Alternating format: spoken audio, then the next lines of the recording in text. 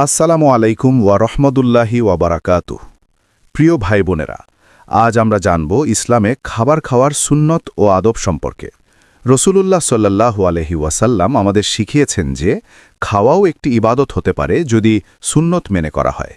প্রথমেই খাবারের আগে হাত ভালো করে ধুয়ে নিন, তারপর বসুন মাটিতে বা দস্তরখানায়।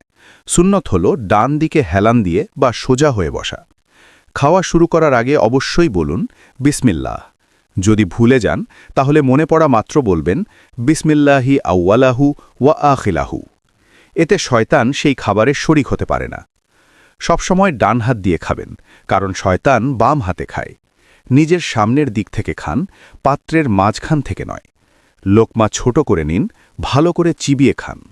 খাবারের দোষ কখনো বলবেন না।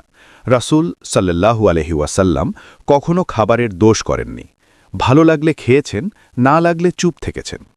পেট 1/3 খাবার, 1/3 পানি আর 1/3 শ্বাস-প্রশ্বাসের জন্য রাখুন। অতিরিক্ত খাওয়া থেকে বিরত থাকুন। খাওয়া শেষে আঙুল ও প্লেট চেকে খান, কারণ বরকত সেখানেই থাকে। তারপর হাত ধুয়ে নিন এবং কুলি করুন। শেষে এই দোয়া পড়ুন, আলহামদুলিল্লাহিল্লাযী আত'আমানা ওয়া সাকানা ওয়া জাআলানা মিনাল মুসলিমিন।